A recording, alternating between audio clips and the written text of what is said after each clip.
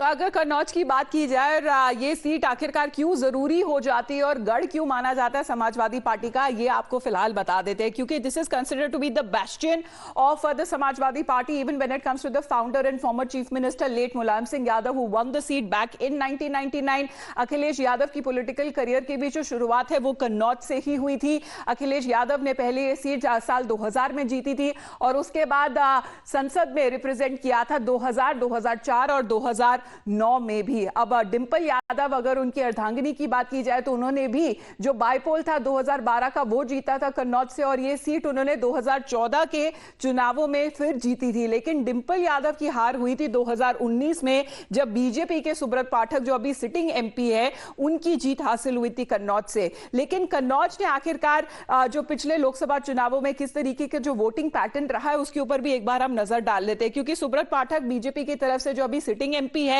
Versus Dimple Yadav Samajwadi party की तरफ से जो तब के प्रत्याशी थे। अब यहां पर अगर 2019 पहले की जो लोकसभा 14 की बात की जाए तो वहां पर डिंपल यादव की जीत हुई थी और सुब्रत पाठक की जहां तक बात की जाए वो हार हुई थी। लेकिन ये जो पूरी तस्वीर है वो बदलती हुई नजर आई। अगर हम 2019 के लोकसभा चुनावों की अगर बात की जाए तो यहां पर सुब्रत पाठक की जीत हुई थी। लेकिन फिलहाल अगर बात की जाए 2024 के चुनावों की, वहीं पर हमने सुना कि बीजेपी की तरफ से जो प्रत्याशी है उनकी तरफ से ये कॉन्फिडेंस जताया जा रहा है। अदीब जो हमारे साथ लाइव जुड़ रहे हैं, गुड मॉर्निंग, कि यहां पे एक डर का और निराशा का माहौल बना हुआ है समाजवादी पार्टी में कि वो नहीं चाहते कि तेज प्रताप यादव जो चुनाव है वो लड़े कन्नौज से, वो ये चाहते हैं कि अखिलेश यादव खुद मैदान में उतरे।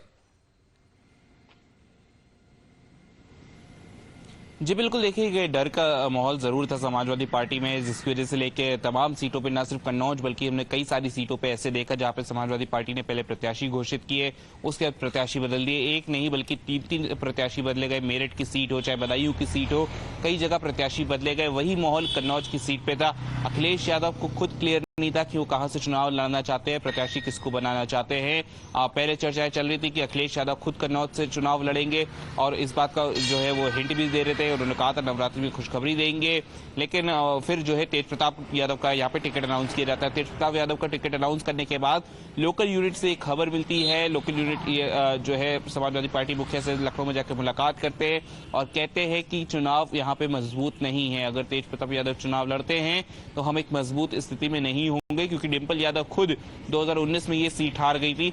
ऐसे में समाजवादी पार्टी की जो लोकल यूनिट है कन्नौज की, उनकी ये मांग थी कि अखिलेश यादव खुद लड़े, तभी हम चुनाव लड़ने की स्थिति में आएंगे और चुनाव मजबूती से लड़ भी सकते हैं। अगर अखिलेश यादव जैसा बड़ा नेता कन्नौज की सीट से, जो उनका गढ़ माना जाता है, वहां से चुनाव लड़ते हैं, तो ये स्थिति समाजवादी पार्टी में थी। समाजवादी पार्टी मुखिया ने अपनी लोकल यूनिट से कहा कि वो 24 घंटे के अंदर फैसला लेंगे और कल देर शाम समाजवादी पार्टी ने इसको अपने सोशल मीडिया अकाउंट पर पोस्ट किया। नहीं फैसला हो पाया कि आखिरकार तेज प्रताप यादव को कौन सी सीट दी जाएगी, क्या उन्हें चुनाव लड़ने का मौका दिया जाएगा या नहीं। लेकिन उनकी जगह पर अब अखिलेश यादव मैदान में उतरे अगर कन्नौज की बात की जाए और आज वो अपना नामांकन भी भरने जाएंगे। धन्यवाद आपका अदीब हमारे साथ जुड़ने के लिए। You are watching Times now.